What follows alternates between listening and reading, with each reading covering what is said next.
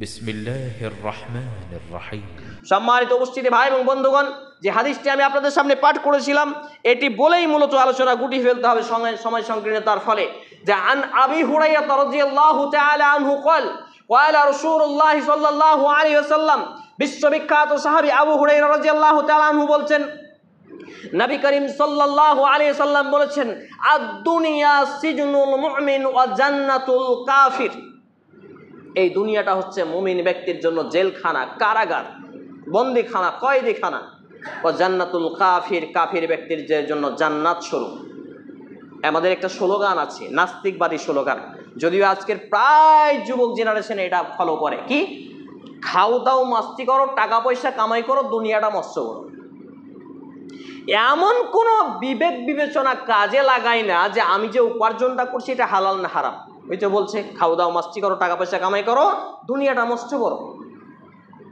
এই নাস্তিকবাদী স্লোগান, এই থিম, এই থিওরি, এই নিয়ে যারা জীবনযাপন চালায় তারা মূলত পরকালে জাহান্নাম। এই হাদিসের ভিত্তিতে মুমিন ব্যক্তি, ওহ দাড়ি কাটবো, এটা তো ফরজ। অনেকে বলবেন সুন্নাত, জি না, ফরজ। এর যুক্তি আছে, এর উপর আমার বক্তব্য আছে, লিখনীয় আছে।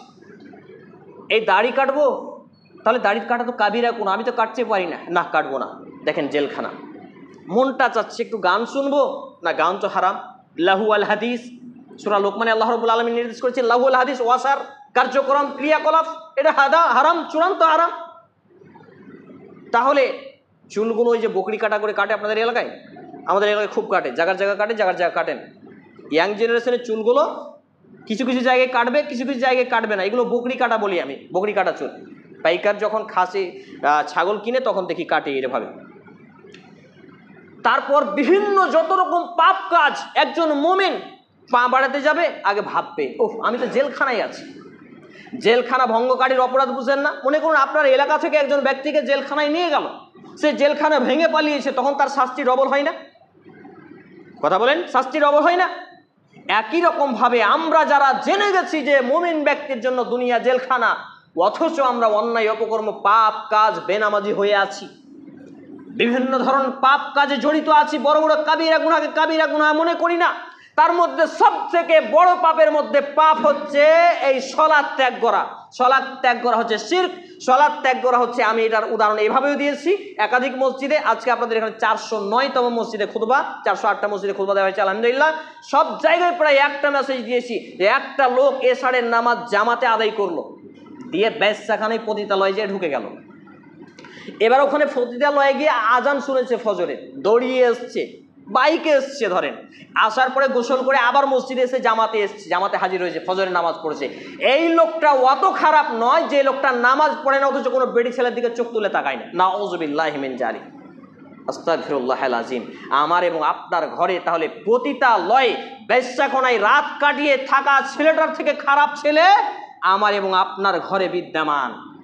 আপনি বলবেন ভাই আপনার বাড়িতে কজন নামাজি? ইল্লা মাশাআল্লাহ ফালিল্লাহিল হামদ। আমার বাড়িতে প্রায় 18টা সদস্য, 16টাই নামাজি আলহামদুলিল্লাহ। সম্মানিত উপস্থিতি ভাই এবং বন্ধুগণ, আমি যে মেসেজটা দিচ্ছিলাম যে মুমিন ব্যক্তির দুনিয়া জেলখানা, মুমিন ব্যক্তির দুনিয়া হবে জেলখানা এবং জান্নাত স্বরূপ হবে কাফেরদের জন্য। উপার্জনের ক্ষেত্রে থেকে শুরু করে প্রত্যেকটা সেক্টরে আমাকে এবং আপনাকে এই থিং নিয়ে, এই থিওরি নিয়ে জীবনযাত্রা চালাতে হবে। যদি আমরা পরকালে চিরস্থায়ী সুখময় জীবন পেতে চাই, এই দুনিয়াকে জেলখানা করে চালাতে হবে। প্রিয় ভাই এবং বাবা জীবন, আমার পরিবারে যে 2 জন কোলের শিশু, কোলের বাচ্চা, তারা ছাড়া আলহামদুলিল্লাহ প্রত্যেকটা সদস্য নামাজি। তো এখানে একটা রহস্য হলো, যখনই নামাজ পড়তাম না আমার মা হাত দুটোকে পেছন দিকে ধরে বেঁধে দিতেন আর খেতে দিতেন না। তিনি মারা গেছেন আজকে প্রায় 45 মাস হলো। আল্লাহ রাব্বুল আলামিন তাকে ক্ষমা করুন এবং জান্নাত নসিব করুন, আমরা আল্লাহুম্মা আমিন। তাহলে এইভাবে একজন পরিবারের অভিভাবক, অভিভাবক হতে হবে। নামাজের জন্য আমরা ছেলে মেয়ের বিচার দিই না, কিন্তু ইনকাম করে 10 টাকা না দিলে আমাদের বিচার পড়ে। সময় পেরিয়ে গেছে প্রিয় ভাই এবং বাবা জীবন। আমি যেটা বলতে যাচ্ছিলাম, এই হাদিসটি বর্ণিত হয়েছে সুনানে ইবনে মাজাহ গ্রন্থের 4113 ক্রমিক নম্বরে এবং মুসনাদে আহমদ গ্রন্থের 8090 এবং 9916, এছাড়াও সেই মুসলিম এবং সুনানে তিরমিজিতে হাদিসটি রয়েছে যে আদ দুনিয়া সিজনুল মুমিন ও জান্নাতুল কাফির, দুনিয়া হচ্ছে মুমিনদের জন্য জেলখানা এবং কাফিরদের জন্য জান্নাত স্বরূপ। অতএব আমরা আসুন মৃত্যুর কথা স্মরণ করে, মৃত্যুকে মনে করে, মৃত্যুর খৌফ নিয়ে আমাদের প্রত্যেকটা কর্মজীবন সম্পাদন করি। কারোর সাথে লেনদেন, কারোর সাথে কথাবার্তা, কারোর সাথে উঠা বসা, প্রত্যেকটা এতে আরেকটা মেসেজ হচ্ছে যে বান্দার সাথে বান্দার হক কখনো নষ্ট করবেন না, কাউকে হুমকি ধমকি দেবেন না, কাউকে কড়া ভাষায় কথা বলবেন না, কারো হক মেরে খাবেন না। কারণ আল্লাহর সাথে হকগুলো ক্ষমা নেওয়া খুবই সহজ, কিন্তু বান্দার সাথে বান্দার হকগুলো ক্ষমা নেওয়া দুনিয়াতেও কঠিন, আর পরকালে তো জাহান্নাম পরিণতি।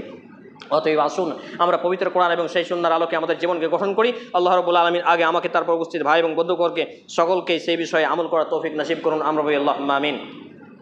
হে আল্লাহ তাআলা, আমরা যারা অসুস্থ আমাদেরকে পূর্ণাঙ্গ সেফায়ে কামিলা আজিলা দিন। আমরা বলি আল্লাহুম্মা আমিন। হে আল্লাহ রাব্বুল আলামিন, আমরা যারা অভাবী আমাদেরকে অভাবমুক্ত জীবন দান করুন। আমরা বলি আল্লাহুম্মা আমিন। হে আল্লাহ তাআলা, আমাদের যারা মুসলমান হয়ে মৃত্যুবরণ করছে, আত্মীয় স্বজন, ভাই বা মা বোন, যেই বা যারাই মুসলমান হয়ে মৃত্যুবরণ করছে, আল্লাহ বিশেষ করে আমার মা এবং নানা নানি, আল্লাহ তাআলা আপনি তাদের জীবনের ভুল ত্রুটি ক্ষমা করুন, তাদের কবরে শান্তির বিছানা বিছিয়ে দিন, তাদেরকে জান্নাতুল ফিরদাউস নসিব করুন। আমরা বলি আল্লাহুম্মা আমিন।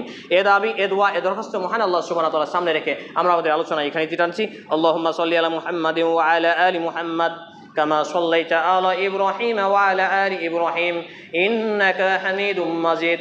اللهم بارك على محمد وعلى آل محمد كما باركت على إبراهيم وعلى آل إبراهيم إنك حميد مجيد.